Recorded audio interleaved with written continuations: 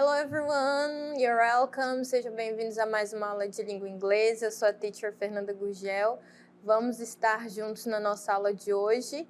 E a nossa aula de hoje é uma aula de revisão e avaliação. Let's get started.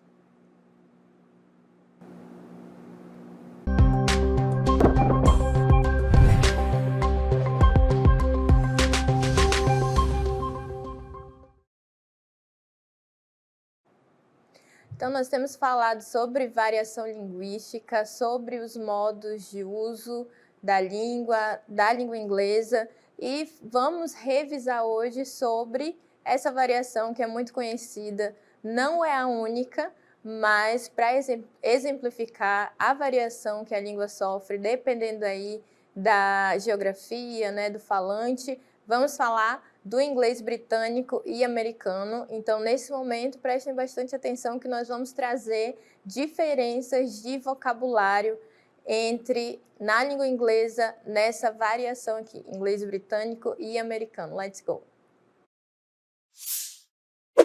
Trash can, rubbish bin, elevator, lift,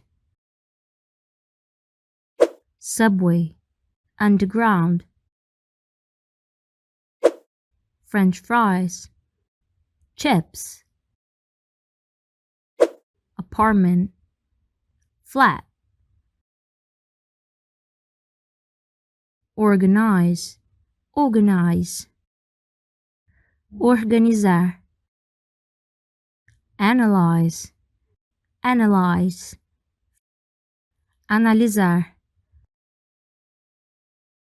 favorite, favorito, color, cor, center, centro. Então, vimos aí diferença de vocabulário, né? Palavras diferentes usadas para se referir ao mesmo objeto, né? E então, nós vamos avaliar aqui, analisar um diálogo, tendo também diferenças aí por conta dessa variação. Vamos dar uma olhada aí. Então, em um deles nós temos a forma mais contraída, né? Mais abreviada. Em um deles a gente fala What are you going to do at the weekend? E no outro, What are you gonna do this weekend? Uma palavra aí, né? Se juntou às palavras e se tornou só essa abreviação aí. E a próxima, vamos dar uma olhada. The usual, que é o de sempre, né? Um fala play football, outro fala play soccer, outro fala gardening, outro fala rake the yard. Então, também são diferenças aí de vocabulário e de pronúncia, né? Então, vamos continuar aqui analisando todas essas diferenças, ok?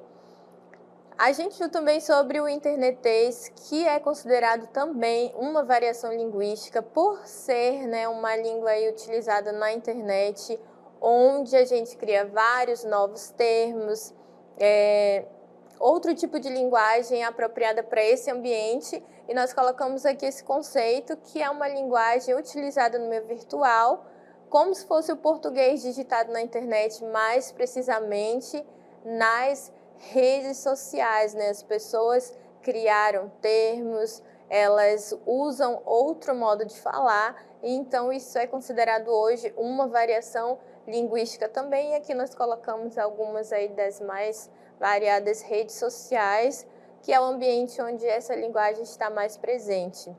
E assim como em português nós temos várias abreviações na hora de falar, na internet, nas redes sociais, na língua inglesa isso também acontece, e eu trouxe uma lista dessas situações para vocês, dessas expressões, onde uma expressão inteira é substituída por alguma palavra, né, por algumas letras, né, reduzidas. Vamos dar uma olhadinha aqui na lista.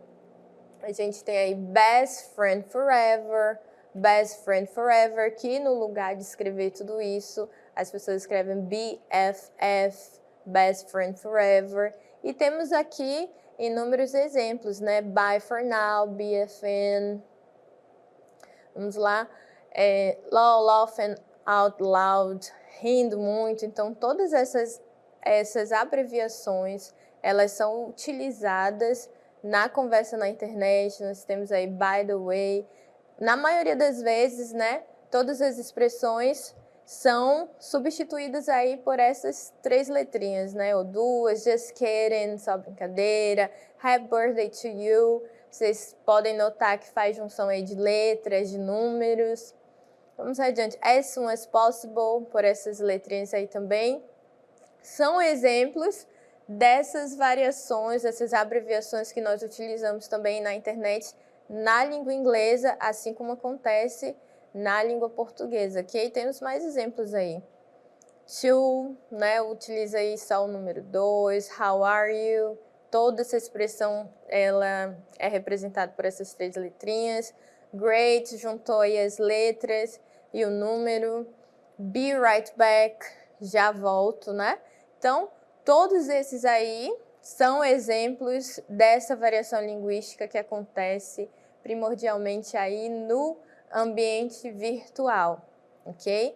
Falamos então aí sobre internetês e agora nós vamos avançar para relembrarmos sobre o nosso ponto gramatical, né? O nosso assunto gramatical da aula. Let's go! Abordamos sobre o Festival de Parintins e nesse texto aí eu quero que vocês foquem nessas palavras destacadas, né?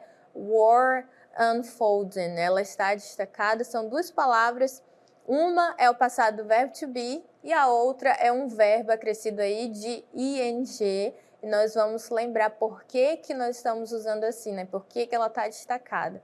Na próxima cartela, nós temos, olha só, wore, wearing fancy costumes. Estavam usando, né, fantasias. Wore, wearing. Também a mesma coisa. Temos o passado do verbo to be. Wore, wore. Nessa estrutura de passado contínuo vai ser sempre ou was ou were, e isso vai depender do sujeito. Nós vamos revisar isso agora. E o próximo verbo, depois dele, vem acrescido do ing para dar essa ideia de continuidade, né? Ele sempre vai dizer assim, estavam fazendo algo, estavam estudando, eu estava estudando, cozinhando. Então, por isso que eu preciso desses 2 elementos. O passado verbo to be, que vai ser was ou were, e o verbo principal, que vem acrescido aí de ing para dar essa ideia de continuidade. Ok? Então, vamos adiante agora. Aí tá falando drums were echoing. Drums were echoing, que quer dizer aí os tambores estavam ecoando, né? Falando aí do Festival de Parintins, os tambores, o som dos tambores estava ecoando. Então, were echoing, were echoing. De novo aí, o passado do verbo to be, mais um verbo acrescido aí de ing, porque estamos falando de um passado contínuo, ok? De algo que estava acontecendo em um determinado tempo do passado. Vamos adiante, então, ainda sobre o past continuous, vamos prestar atenção agora para a gente relembrar o uso desse tempo verbal. Let's go! Aqui, olha só, a Potira apareceu aqui na nossa aula para demonstrar numa frase aqui o uso desse tempo verbal. Está dizendo assim, a Potira was dancing. Potira was dancing. A Potira estava o quê? Dançando. Por que, teacher, que eu não usei were? Porque eu estou falando de uma pessoa só, né? Ela estava dançando. Potira was dancing. E tem mais um exemplo aqui pra gente. Olha só quem está aqui. Sam was going to the festival. Sam was going to the festival. Ele estava indo para o festival. Não posso colocar o were aqui, porque eu estou falando de uma pessoa só.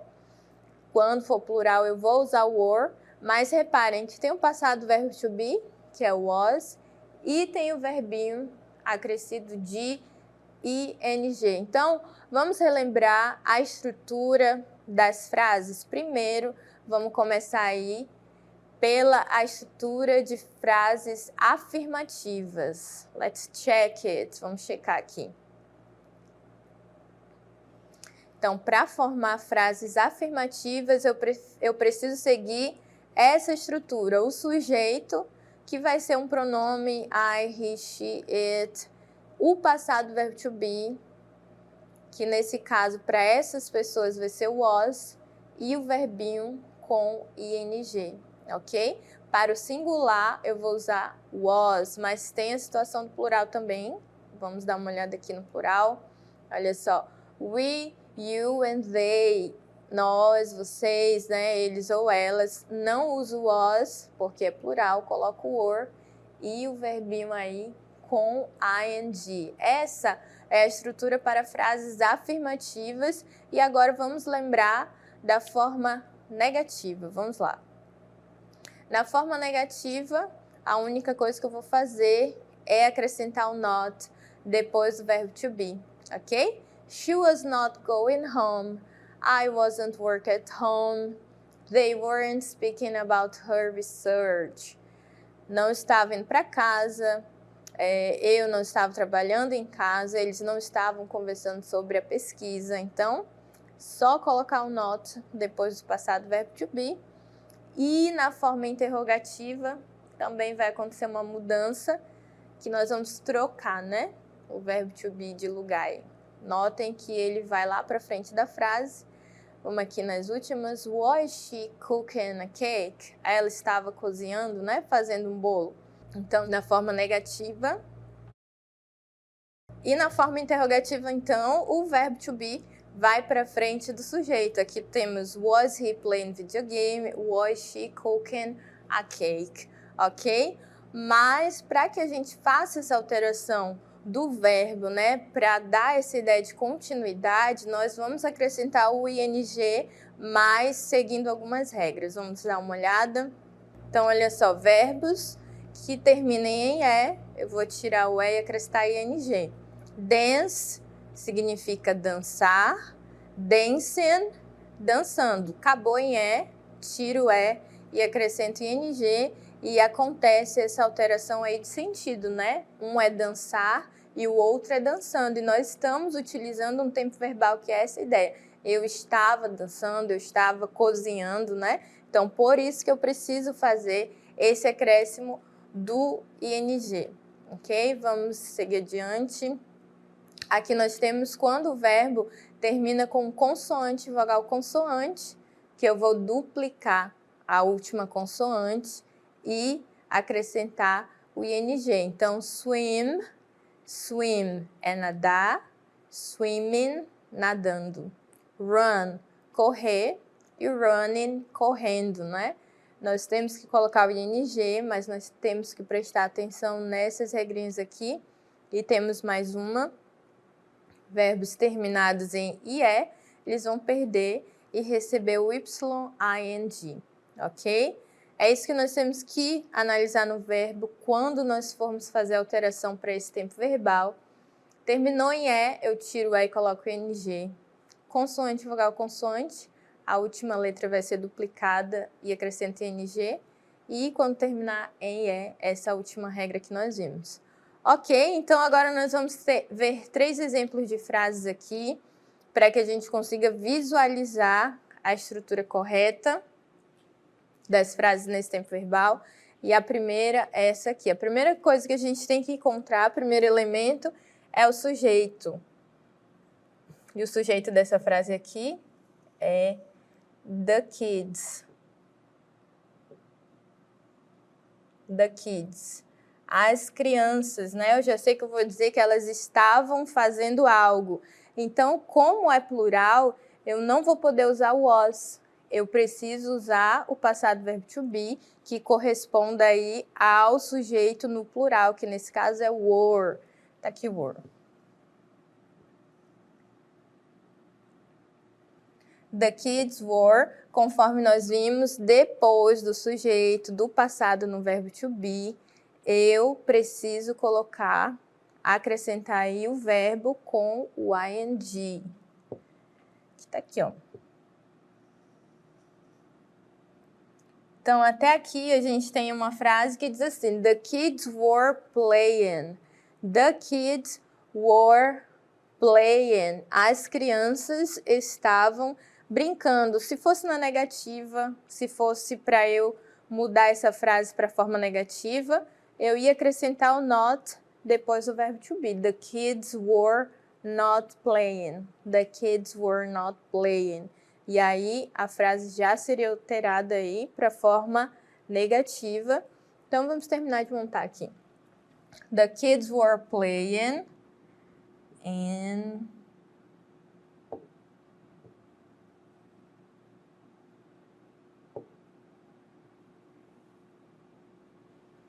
Então, nossa primeira frase, the kids were playing in the park. As crianças estavam brincando no parque. Então, vamos analisar aqui, nós temos o sujeito, the kids, como é plural. Eu não posso colocar o was, coloquei were, porque essa é a estrutura de frases afirmativas no past continuous, né, no passado contínuo.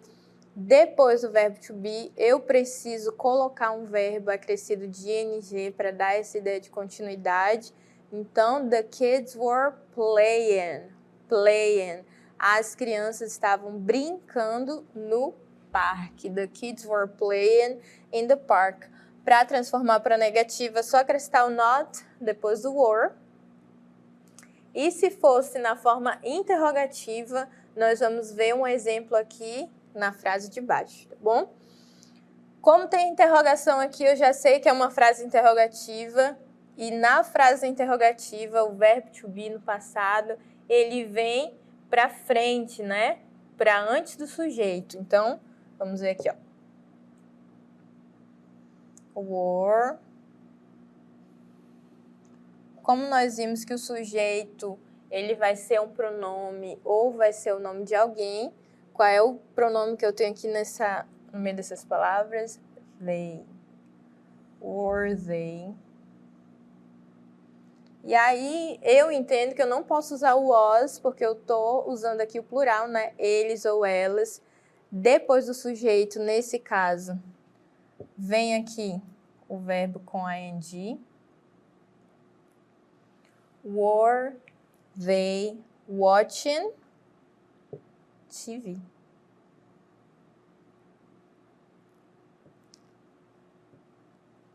Você está perguntando, então, eles estavam assistindo TV? Were they watching TV? Se o pronome fosse, por exemplo, she, he, né? Se fosse singular, aí o que teria que mudar nessa frase? O verbo to be, porque esse é usado apenas para o plural. Quando é singular, eu preciso usar o was, ok? Então, aqui nós temos outra frase afirmativa, que vai ser a nossa última frase aqui. Vamos achar o sujeito. Sujeito, I, eu. Como é singular, não vou poder usar were, é was. I was. Vamos procurar, então, o verbo com ing. I was doing.